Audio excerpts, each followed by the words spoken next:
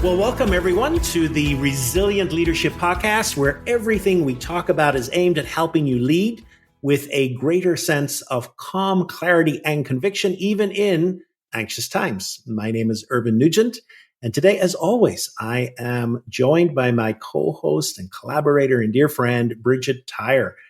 Bridgette, how are you doing today? And I hear that you have some good news to share with our listeners. Well, thank you, Irvine. I am doing fabulous today.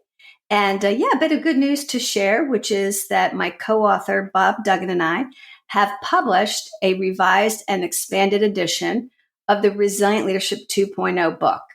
And I'm really excited about it. It has 3 new chapters and some new tools in the appendix. And I encourage listeners to check it out on Amazon. If you go on Amazon and search for Resilient Leadership 2.0 revised and expanded edition, that's where you'll get to it. And the paperback is up with the lighthouse on the cover, and the Kindle edition is up.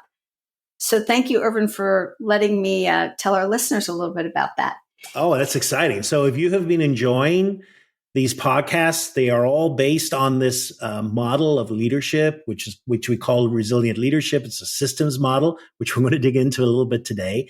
But if you're curious about that and you want to read a little bit more, I could think of no better book that will give you the overview and also some wonderful tools to examine where you're at in leadership and with these concepts. So go over to Amazon. Will also have a link in the notes as well for you to visit it. With that in mind, we are in episode 63, and both of us thought it was high time that perhaps we revisited again some of these central tenets of resilient leadership. And today's topic is called the 3 imperatives for leading well in disruptive times. We thought that with this, we would really revisit some of the core elements of how leaders can be more resilient. Now, remember, our take on resilience is a little bit different. Resilience, we often think about, is having grit and fortitude emotionally, mentally, as you go through tough times. It's bouncing back. And I think our perspective, yes, takes that in, but also looks at it from a different perspective. And that is a systems perspective. And so in other words, how can we be more resilient in the context of all these different relationship systems that we're in? So our families, our teams, our organizations, our communities, how can we be resilient in the face of all those different relationship systems? So, Bridgette, so often I think we think about relationships is this dynamic between 2 people, I have problems in my relationship. We all think, oh, then who's the other person? That's what we kind of think about. But what does it mean to think about relationships, therefore, in terms of some of these bigger systems that are not just another person? It's such an important question because, to your point, when we are engaging with another person, particularly I think when there's tension and conflict, right? It tends to get, our field of vision actually narrows down to just, me and this other person, and specifically the other person and what's wrong with them. Yeah. But what we understand from a systems perspective is that families and teams and organizations are not just a collection of individuals, right? In fact, it's a system that has its own way of operating.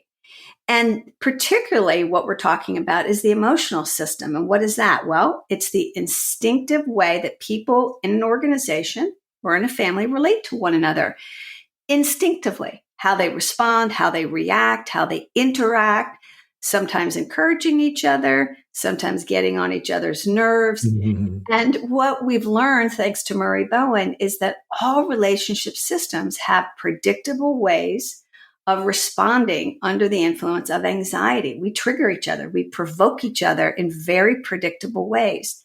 Another way to think about the emotional system is it's like the silent buzz you feel in the air when you get off the elevator, right? Mm. It creates what we refer to as the hidden challenge of leadership, because leaders are not taught about this. Yeah. And yet the quality and the health of the emotional system has everything to do with the results that you're able to achieve.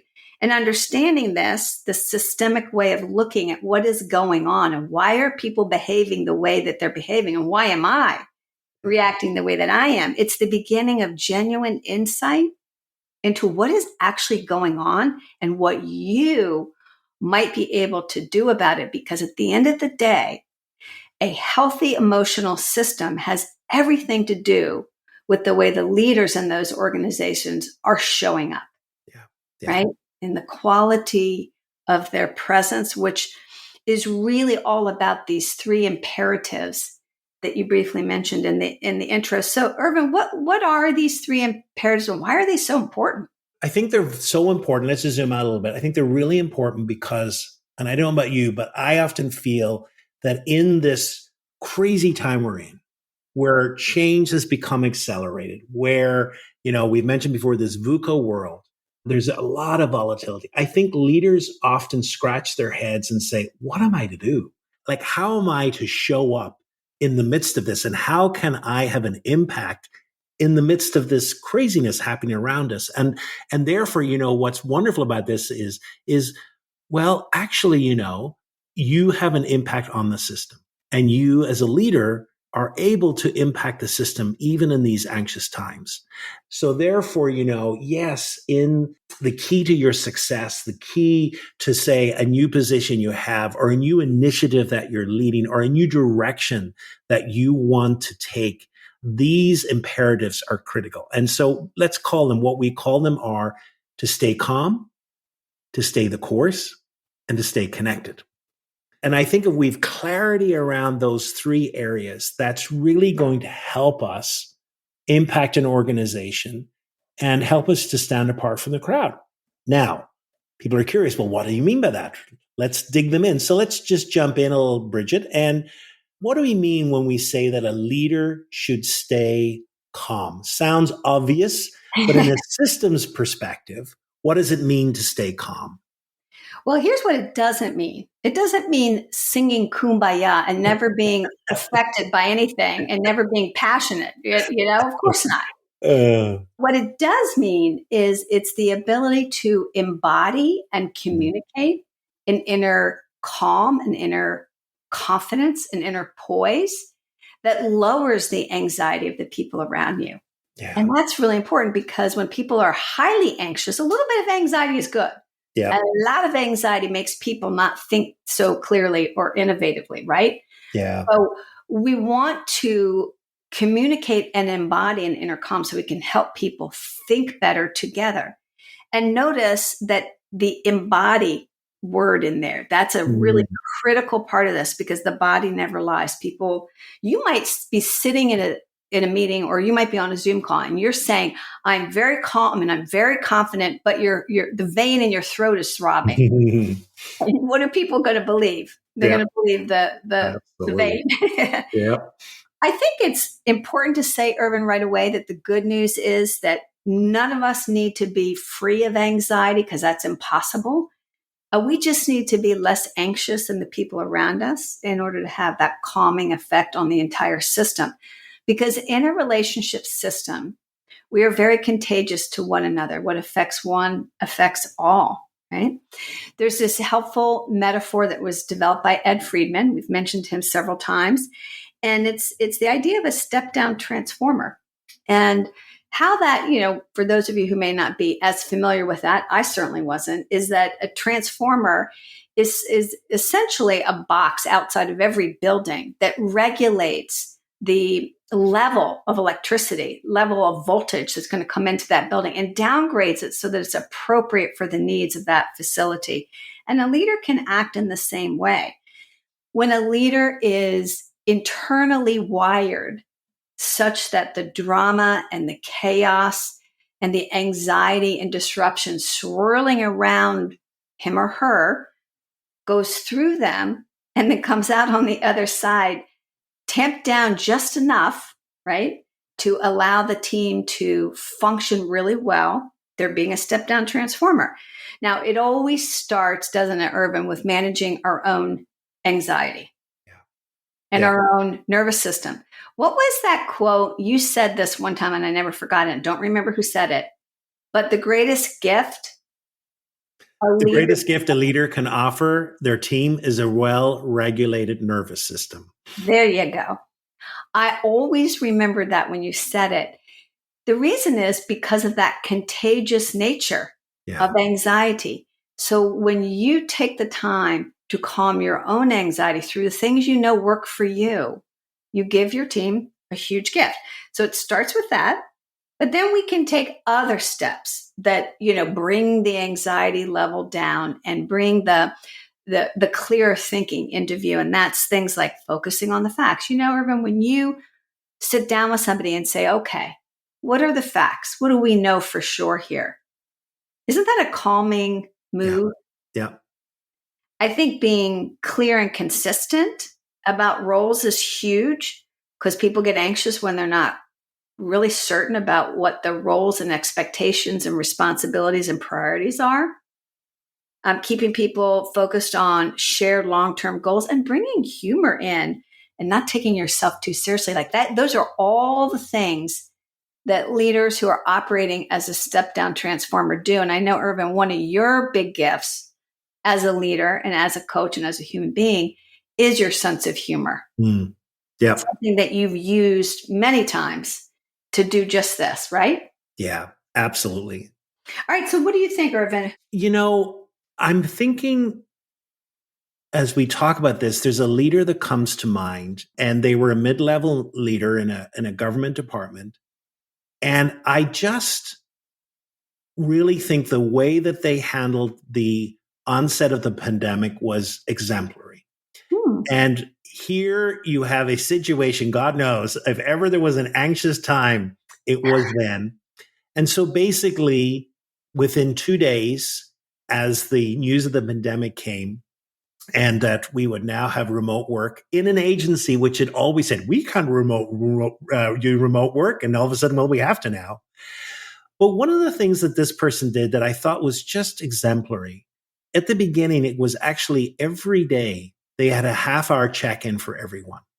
And I said, well, what did you do in that half-hour checkup? And I said, it was just really a place where people could come and vent a little bit and, find out what was happening. And I said, well, what did you say? And I said, look, I just was honest. I said, here's what I know, and here's what I don't know. Mm. And I said, we are entering uncharted territories, and there are answers yet that I don't know. But I promise you that we will work it out, and I'm here to listen. And it was just that sense of calm. And it was, here's what I know, here's what I don't know. And let's just work on what we do know. And he said, and as time went on, he said, they became not quite as often, but every week we had a check-in about where are we at. And that from that, I could sense of some people that were struggling more than others. And I reached out to them. I checked in. How's it going for you? What's your home situation like, et cetera? Wow. And it was just this very thoughtful, deliberate, and honest. This is the honesty as well. The honesty was, because I think, most leaders kind of felt that they had to have answers, or at least, and the temptation there, of course, is to make things up or may overpromise. And just this person just really didn't overpromise. They just said, here's what I know. And I think, that really helped, I think, calm an anxious department. And where do you think, Irvin, I mean, you know this person, where did this come from, this wisdom? I think part of it is they had a history of working in situations, very tough situations. I think they learned, they were a former Marine. And I think so they learned some of that from being deployed, and some of that wisdom there. And I think it's just part of their being is it comes to that, their belief that I have to be honest. And I don't think they consciously thought that they were being a stepped on transformer. Yeah. But when we talked about it, they said, oh, that makes a lot of sense. Yeah. And of course, now I don't want to think that this person was Buddha or something, or, because they were dealing with their own tension. Their family as well, their spouse as well was dealing with remote work, et cetera. So their own lives were full of anxiety, but just that ability to be less anxious really paid off. Such a beautiful example. And I could just imagine being a member of that person's team and just exhaling, you Yeah. know, in those Mhm. conversations. Yeah. Yeah. Because it sounds like he instilled confidence Yeah. by the Absolutely. quality of his Yeah. presence. Yeah. Okay. So that's a great example of what we mean by staying calm or being a step down transformer for your team.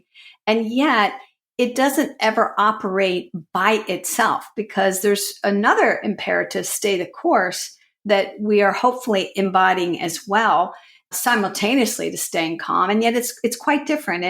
And Irvine, how would you describe staying the course and what are the behaviors of a leader who's able to do this in the midst of disruption? Yeah. So this as well is really critically important because I think at times we feel that in the midst of change and disruptions, we have to take our foot off the gas pedal. And that's not the case. This is all about leading with conviction. It means to act boldly. It means taking clear stands and actually willing to take risks, which of course in today's world means that you are vulnerable for failure and ridicule.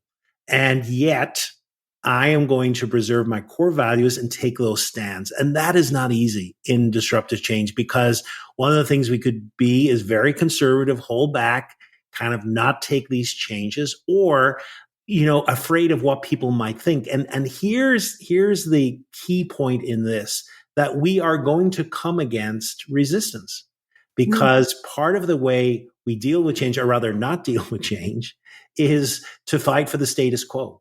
And so therefore, as a leader, we may say, no, the status quo is not acceptable here. And we may even have to face sabotage. And it's this understanding that part of leadership means that at times we can't lead through total agreement. We're Right. not going to find moments where everyone is in alignment. We're not going to have every decision can't be a consensus decision. I think what's imperative is we listen, but then we make decisions. And at times we expect or can expect pushback. And Mm-hmm. it's, can we have the courage in the midst of that to hold our ground and to continue to push and to see that what is happening. Part of what you said, Bridgette, at the beginning was there are some predictable behaviors. And as a system is challenged, there is some predictability here. And part of the predictability is resistance and even sabotage. Now, if this is fascinating you, episode 23, we actually did a whole episode on sabotage and resistance.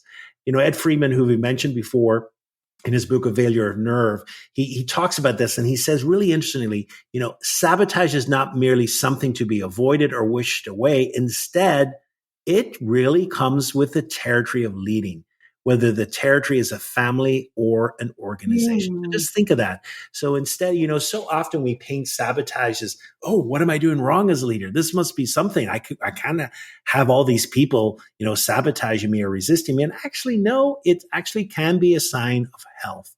Yeah. So I think, Bridgette, it strikes me that one of the dangers here, perhaps for a leader, is that we may become a little defensive or a little rigid in the face of that resistance.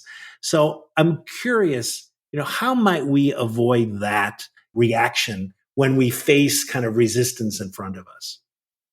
Boy, I tell you, I think staying the course may be the most nuanced of the imperatives because it doesn't mean might makes right or my way or the highway. Yeah. It does require us as leaders to take tough stands and to be very clear about where we stand. But that doesn't mean we require everyone to stand with us or agree with us. So what we have to do is step back and say, all right, what do I think about this situation? What are going to be the principles upon which I make this decision? And then we share that. And by the way, we are willing to be influenced by the opinions of others, right? But that doesn't mean that we feel we have to conform to them. And I think getting this balance can be tough. So first and foremost, when we are leading change, best thing we can do is be clear about direction, priorities, and values that we are operating out of and communicate that to people. And then, of course, human beings will make their own decisions and choices about whether they want to follow us, whether they agree with us. Yeah. whether we're leading them in a direction they have an interest in. And you know what? That's okay. You're not going to get everybody. Yeah. And you want sooner rather than later for some people to go, that's not really where I want to go. Yeah. No, Right? that's so helpful. Yeah. So, Bridgette, I'm curious, does anyone come to mind from the clients that you've coached when you think about someone that really did this imperative well? Oh man, first of all, I think among the leaders I've coached, this is the toughest one to get right for most Yeah. people.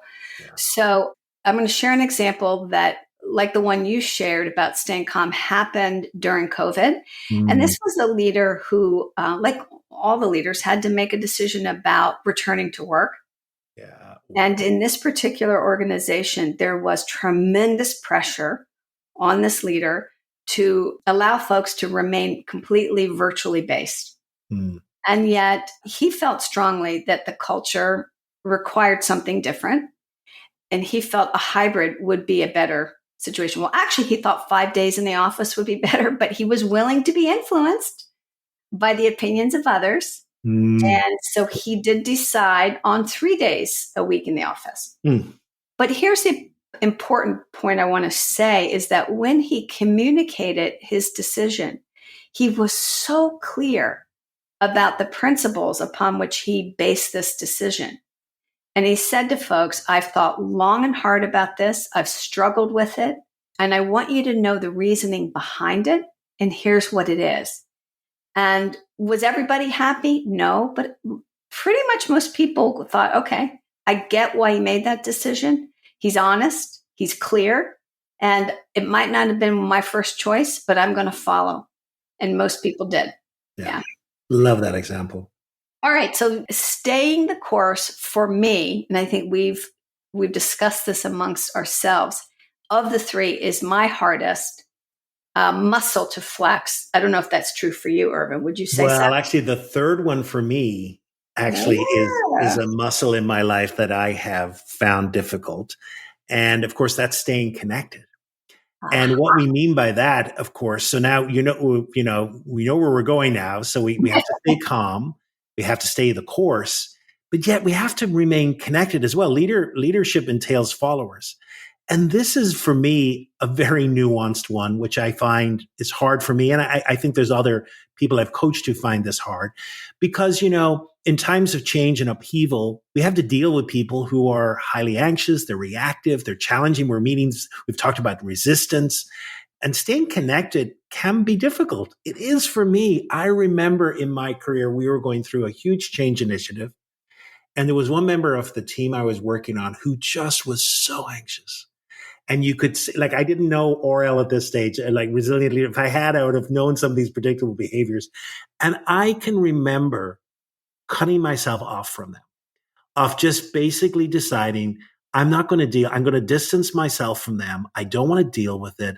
And this was subtle. I've even had times where I went down a different corridor to avoid them, so I wouldn't have to talk to them. And so this is a building up. You develop a habit of all of a sudden, instead of interacting with them 20 times in a week, I was interacting with them 5 times a week and then 3 times a week. And it was just this avoidance that I really wasn't consciously doing, but it was just happening.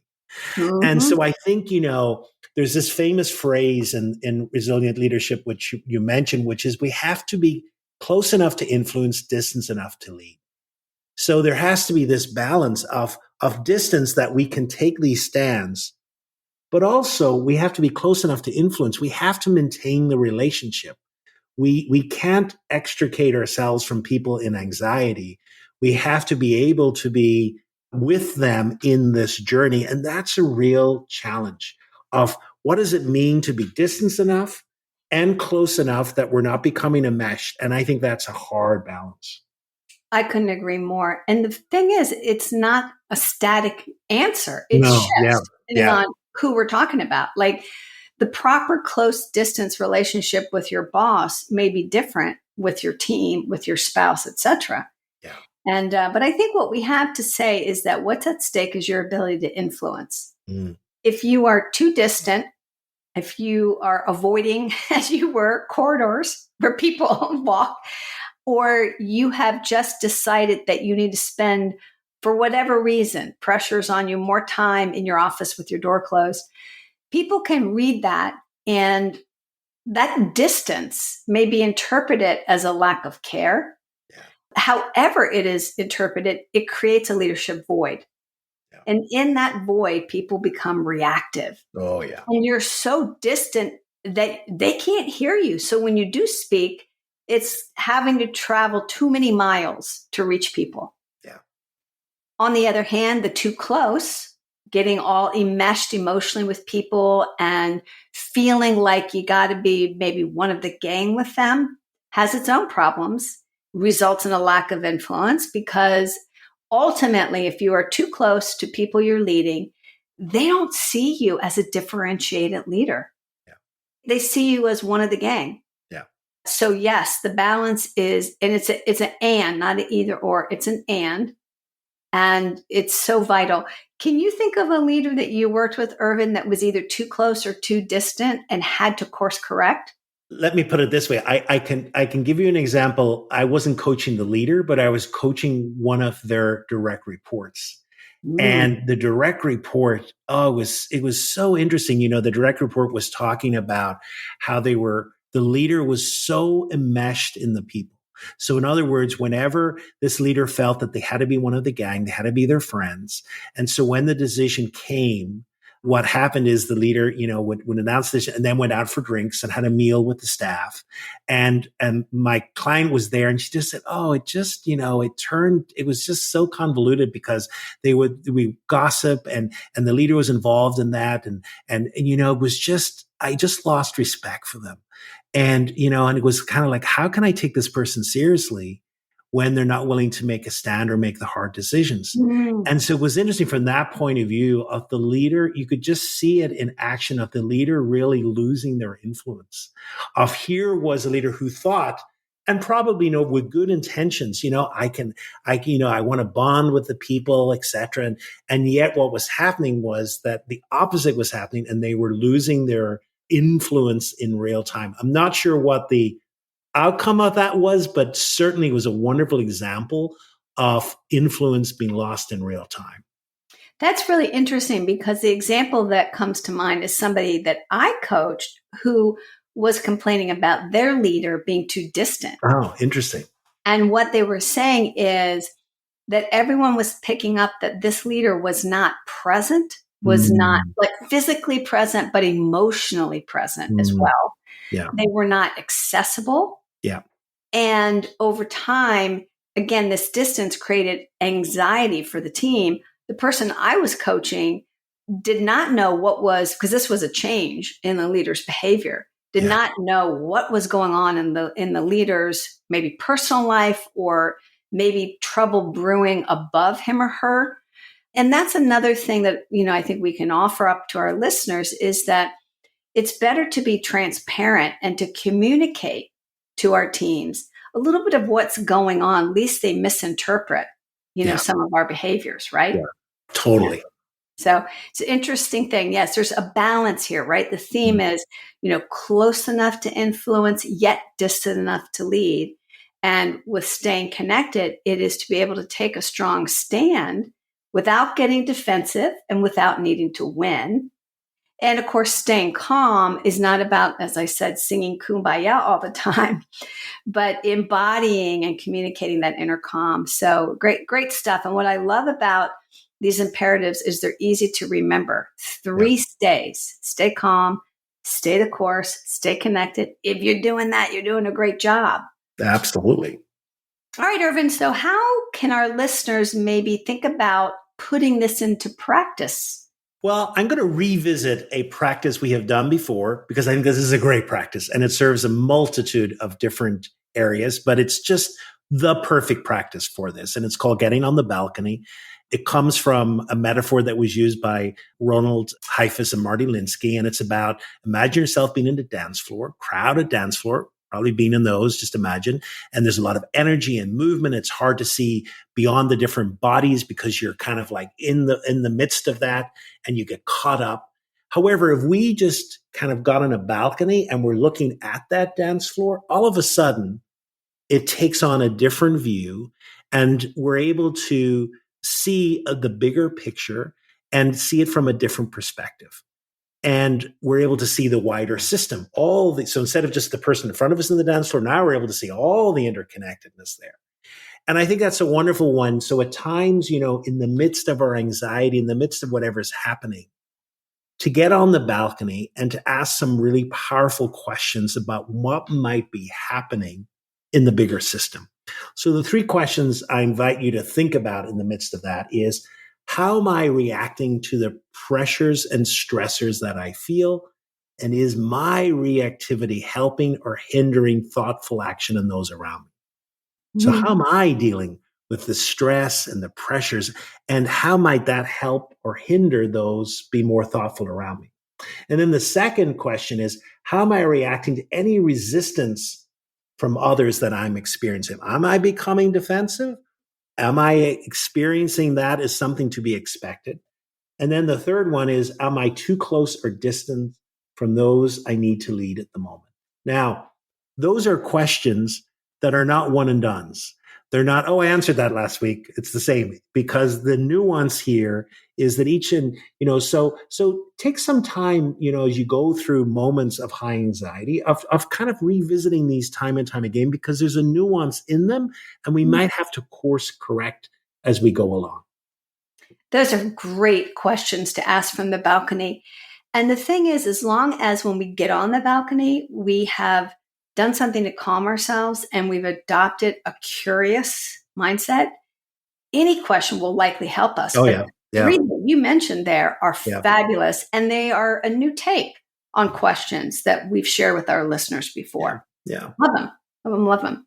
So what a great conversation, Irvine, to remind us and remind our listeners what differentiated leadership looks like. All anxious systems, whether they be families or organizations, actually crave a well-differentiated leader. And what does that mean? It means a leader who stands apart from the crowd and yet stays powerfully connected to others and clear in their principles. And we need all the well-differentiated leaders we can get, don't we? Absolutely. Yes. And I think those 3 imperatives still stand no matter, there is not a time now, I think, of any client I've coached where these 3 imperatives are part of the solution and the development that they're looking for. And what we can do is look at those and decide which one our team, our organization needs more of from us, right? And bring that one forward, because at different times, they might need more conviction. They might need more calm. They might need a dose of connection from us that's missing. Yeah. So, Irvine, thank you again for this great conversation. And why don't you take a moment to tee up for folks what is going to be our next topic?